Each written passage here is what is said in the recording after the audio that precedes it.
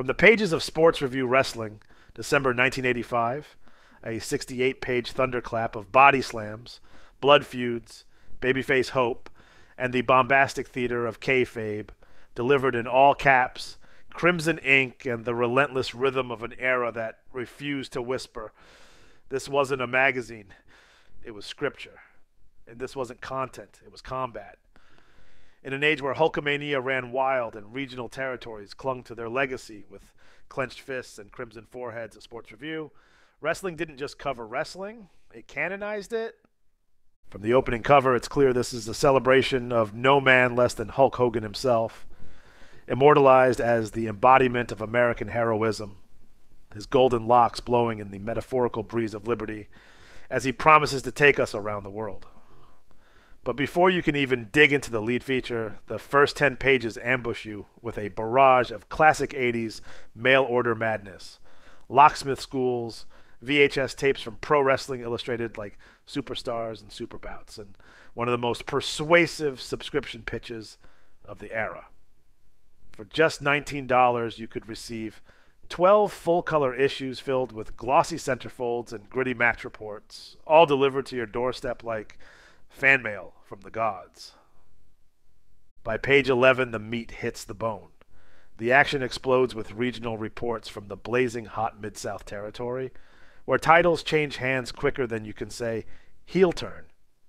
Territories are alive and well, and SRW captures their tension and triumph with vivid detail. But it's the contrast that makes these pages sing, side by side with deep wrestling coverage. We get snake oil era ads like Instantan, the spray-on suntan promising a golden glow with no pills, no lamps, no sun. Then there's Mike Marvel's motionless exercise system, which tells readers they can build Herculean muscle with just 10 minutes of stationary flexing. It's absurd. It's glorious. It's the 80s. The next 10 pages deliver one of the issue's emotional peaks, a powerful, reverent tribute to Jay Youngblood, dead at only 30 years old. His brother Mark provides a first-hand account of their final matches, Jay's commitment to strategy, and the bond they forged in the ring. We're reminded that even amidst the gimmicks and face paint, there are real men, flawed, driven, and mortal. Jay's death lands like a lariat to the soul, a moment of reflection in an issue, otherwise pulsing with mayhem. From mourning to madness, we pivot straight into J.J. Dillon's escalating feud with Ron Bass. Dillon, the master manipulator, is portrayed as a man consumed by vengeance, using Buddy Landel like a chess piece to punish his former ally. But Bass is no pawn.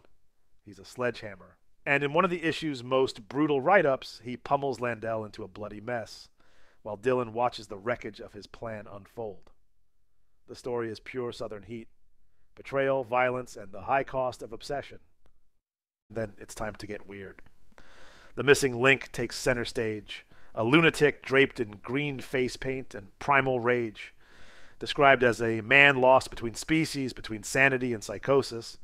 The profile reads like a manifesto of madness. This is kayfabe horror, and the missing link is the monster under the ring. The only thing more terrifying?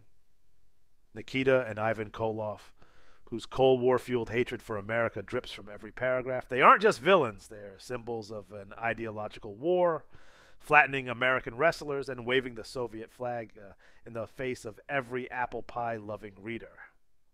The next 10 pages give us a rare backstage pass with the ratings analysis column, a detailed breakdown of how over 150 wrestlers across 14 categories are ranked each month. It's analytical, almost clinical until it erupts with controversy. Pro Wrestling Illustrated officially recognizes Hulk Hogan and the WWF Tag Team Champions as world champions, igniting fan mail that reads like political rebellion. Some fans celebrate the acknowledgement, others decry it as McMahon propaganda. One even compares Hogan's situation to Bob Backlund's, manipulated by promoters, restrained from true greatness. And these letters are pure gold, raw, unfiltered, and filled with the passionate logic only wrestling fans possess. Pages 51 through 60 are a sensory overload of vintage advertising wonder. We're pitched the first-class subscription combo for Wrestling 85 and Wrestling Superstars with glossy promises and pin-up glory, but it doesn't stop there. Suddenly we're back in the gym, or at least pretending to be, with Hercuplan, the weight gain miracle for skinny kids who want to bulk up fast. Then slims you down for those trying to shed pounds. Then instant teeth whiteners, mail-in grab bags of wrestling memorabilia, and fitness schemes that promise results in 30 days or less. Each ad is a time capsule, a promise, a pipe dream, and every one of them is irresistible. And then finally we hit pages 61 through 68. The final bell, the victory lap, the curtain call. There's a chaotic mix of muscle building, teeth whitening, mail order mania, and one last moment of nostalgic beauty, a snapshot of Barry Windham and Mike Rotundo posing with a Little League baseball team in Tampa, Florida. It's a perfect final image. Two clean-cut heroes standing tall, surrounded by children. It reminds you what wrestling was at its best. Larger-than-life role models, blending fantasy and Americana, myth and mentorship. It's the soft fade-out to a magazine that spent 68 pages screaming. Yeah, this wasn't just a wrestling magazine. It was a movement, a print battleground where legends were born, villains rose, and fans were transformed into insiders, believers, and disciples. In a time before social media, before dirt sheets became digital, Sports Review Wrestling was the voice in your mailbox telling you what mattered, who mattered, and why it all mattered. From heartbreak to heroism, from ratings to rage, from body slams to body sprays, this issue had it all. December of 1985 wasn't just a snapshot in time. It was an eruption, and SRW captured it all. From the pages